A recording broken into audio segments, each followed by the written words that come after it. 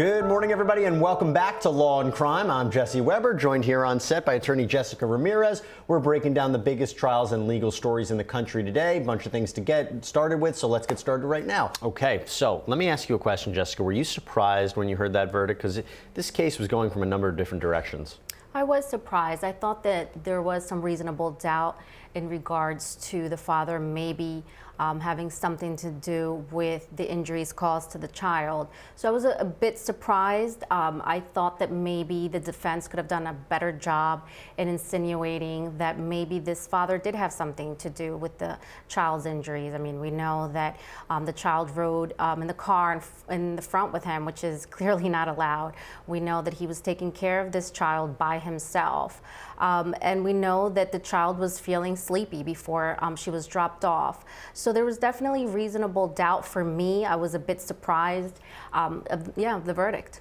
And, you know, I want to now bring on another special guest that we have with us. Joining us via Skype is criminal defense attorney Jasmine Barber. Jasmine, great to have you here. Was there anything more the defense could have done in this case? Because it was a difficult case. You have a young victim, 3 years old, a babysitter who was with her, the last person to be with her. It didn't look good for her. Was there anything more they could have done?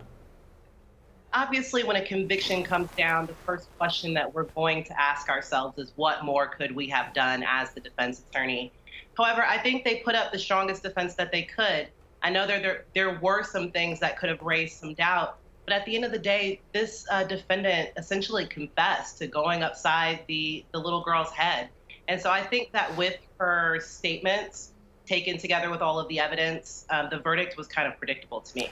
You talk about the statements from the defendant. Let's go to that right now. When she had that 911 phone call, I want everyone to listen very carefully to this, see if you can pick something out that doesn't seem 100% right. So this is the 911 phone call from Lindsay right after Hannah collapsed. All right, what did you make of that? No, I have to say that she sounded pretty sincere. She called the police right away, which is a problem that we've had with other work cases where there is a caretaker with a child. So she sounded sincere. She called the police.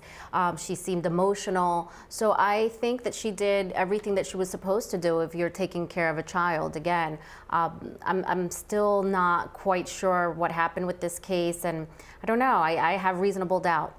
The time frame was pretty interesting, Jasmine, you know, that this young girl is dropped off at her house, and then it's only, I believe, a matter of minutes before she makes that frantic phone call, ultimately to Hannah's father as well. He was the first person she called. That always struck me as odd, how quickly this turned south. I definitely agree with you there. That is probably the one fact that I would have hung my hat on the most as the defense attorney in the case, if I were the defense attorney in the case, that they had just dropped her off. But you also heard in that 911 call that she immediately mentioned a fall from, I don't know if it was the previous day, but she said she fell pretty hard yesterday.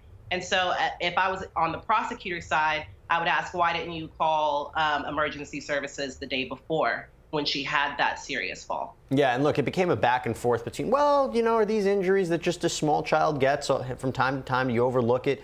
But no, because now we want to really examine these injuries, and we heard from a medical examiner who actually had the opportunity to observe these injuries, and she testified about what she saw.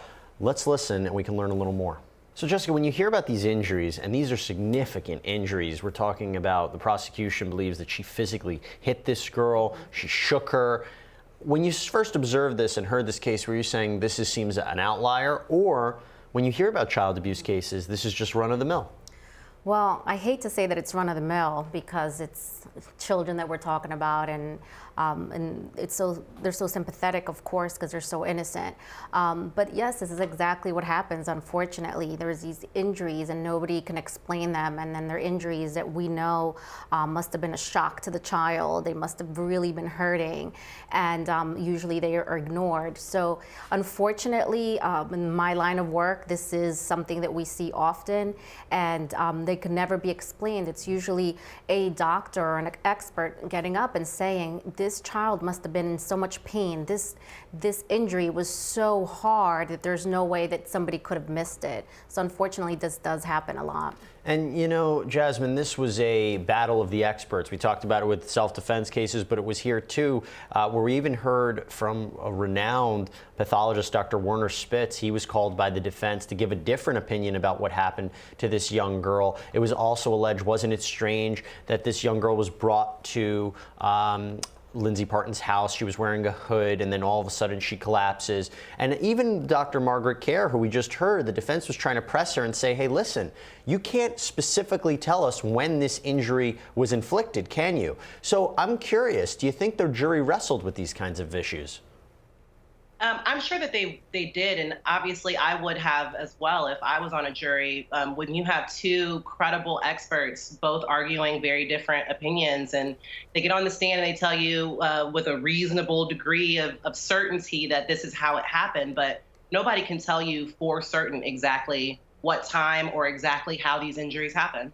Yeah, and Jessica, let me ask you, as we look at this case, do you want a jury, if you're the defense, do you want a jury of parents? Because on one hand, you could say, like I keep saying, oh, I remember when my kids were small, they were running around, they were getting hurt all the time. Because the other side of it is, do you really want parents on this jury? We're talking about the death of a 3-year-old. Do you want them or not? I would want parents in my jury, because parents know the kids get hurt all the time. They're running around. You're not always going to be watching your kids. So I wouldn't be upset if there was parents in the jury. I think, again, you know, whatever leads to justice, whatever leads to the truth is fine, and it doesn't hurt, because kids run around all the time and they get hurt and they have broken bones sometimes, and sometimes kids don't tell you that they're hurting. I've seen all types of cases where, you know, I've had cases where the clavicle, which is one of your hardest bones, have been broken, and experts will say that's such a hard bone, the kid must have been hurting, they must have been limping, they must have been showing some type of injury, and then there's kids that don't. So right. I think that whichever jury can really bring this case and bring justice and truth is fine. We have a lot more to talk about in this case, and when we come back, we're going to hear from Hannah's father, Jason Wesche, who was right there, right before she collapsed. We'll be right back, right after this.